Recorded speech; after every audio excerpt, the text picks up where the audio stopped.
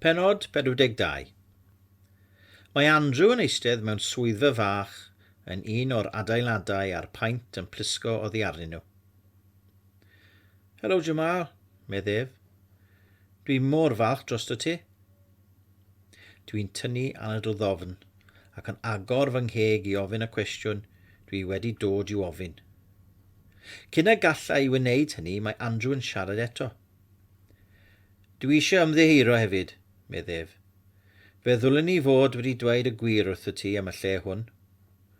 Ro'n i'n gwybod dy fod ti'n meddwl dy fod ti yn Awstralia, ond ar ôl popeth roeddet ti wedi bod drwyddo, allwn ni ddim.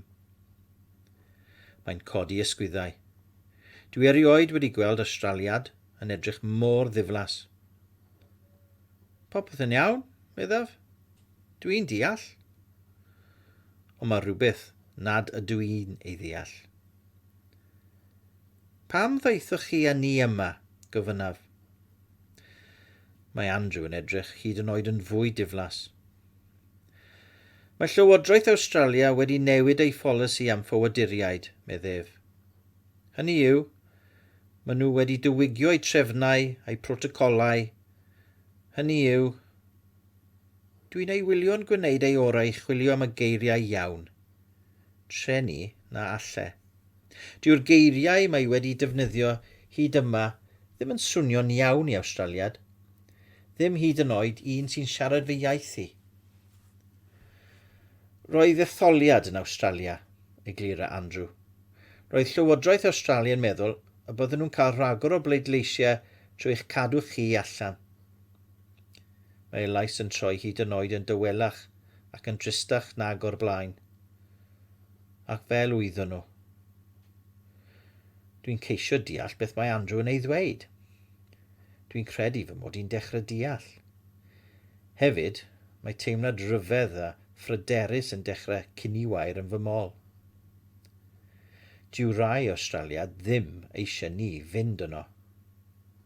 Mae fy mhen yn troi. Mae Andrew yn sefyll ac yn mynd i silff ac yn rhoi rhywbeth i mi. Fy mhel droed. Dwi wedi ei thrysio hi i ti, meddef. Dwi'n syllu ar y clwt newydd sydd ar ben y lleill i gyd. Clwt baner Awstralia. Diolch, meddaf. Dwi'n edrych arno mwyn iddo wybod nad dim ond diolch am y bel dwi'n ei wneud. Mwyn iddo wybod fy mod i'n diolch am bopeth.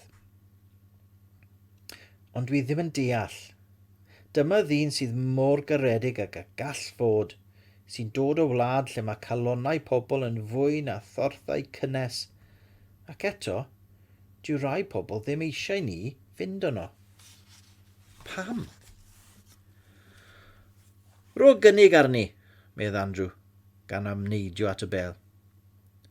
Does dim llawer y chwant gwneud triciau pel arna i, ond mae Andrew yn edrych mor anhapus. Dwi'n gwneud hynny i godi ei galon.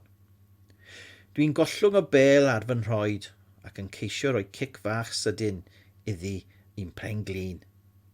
Mae fy nglin yn ffrwydro gan boen. Dwi'n sgrechian ac mae fy nghoes yn gwingo. Mae'r bel yn mynd trwy'r ffenest.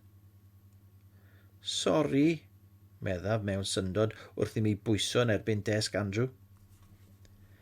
Dyw Andrew ddim hyd yn oed yn edrych ar y ffenest. Mae'n edrych arna i, a'i wyneb yn rychau o ofid.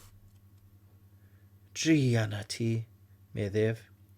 Mae angen sylw meddygol arna ti, a nid ti yw'r unig un. Does dim peiriant peled yr ex gyda ni hyd yn oed. Mae'n eistedd yn ei gader ac yn rhoi ben yn ei ddwylo. Am eiliad, dwi'n meddwl mae'r ffenest sy'n ei boeni. Ond nid hynny sydd. Dwi'n cysau beth rydyn ni'n ei wneud i chi, meddef yn dawel. Nid dyna sut roedd i fod, ac mae ddrwg iawn gen i. Dwi'n gallu gweld ei fod yn gwneud ei orau i reoli ei dimladau. Dyna mae wedi cael ei hyfforddi i wneud. Ond dyw hynny ddim yn gweithio, oherwydd ei fod wedi bod ar dyletswydd am gymaint o oriau siwr o fod. Mae deigryn yn treiglo i lawr ei wyneb. Mae'n cael ei lygaid yn dyn. Dwi'n hercian draw i ochr ef o'r ddesg ac yn cyffwrdd a'i fraich yn ysgafn. Dwi'n falch bod chi yma, meddaf. Dwi'n gwybod sut mae'n teimlo. Mae bod ymhell oddi cartref yn gallu gwneud i rywun deimlo'n drist ac unig iawn, yn enwedig pan fydd gent i freuddwyd. A thithau yn sylweddoli na fydd hi'n hawdd ei gwireddu. Ydych chi'n gwybod beth yw cyfrinach pêl-droed? Gofynnaf iddo. Mae Andrew yn ysgwyd ei ben. Dwi'n dweud wrtho. Peidiwch byth a roi'r ffidl yn y to, meddaf. Hyd yn oed pan fydd pethau'n edrych yn ddi. Am ryw reswm mae hyn yn gwneud i Andrew gael lygad hyd yn oed yn dynach. Felly, dwi'n rhoi fy mraich am ei ysgwyddau. Mae'n edrych arnaf ac yn gwenu yn drist. Dwi unau'n gwenu yn ôl ac yn meddwl am yr holl Awstraliad eraill sydd, mae'n rhaid, yn bobl caredig fel Andrew. Fe fydd popeth yn iawn, meddaf wrtho. Dwi'n gwybod y bydd e. Dwi'n edrych allan o'r ffenest sydd wedi torri. Mae'r môr fel anialwch disglair yn hael y bore. I lawr ar y traeth, gallaf weld mam a dad a Bibi yn cerdded gyda'i gilydd wrth ymyl y dŵr. Ei bod yn pigo ei ffordd drwy fagiau plastig a gwymon sy'n pydru, maen nhw'n edrych mor hapus fel bod fy mrest yn llenwi a chariad a dwi'n teimlo mor lwcus. Dwi'n gwybod nad Awstralia yw'r ynys hon mewn gwirionedd.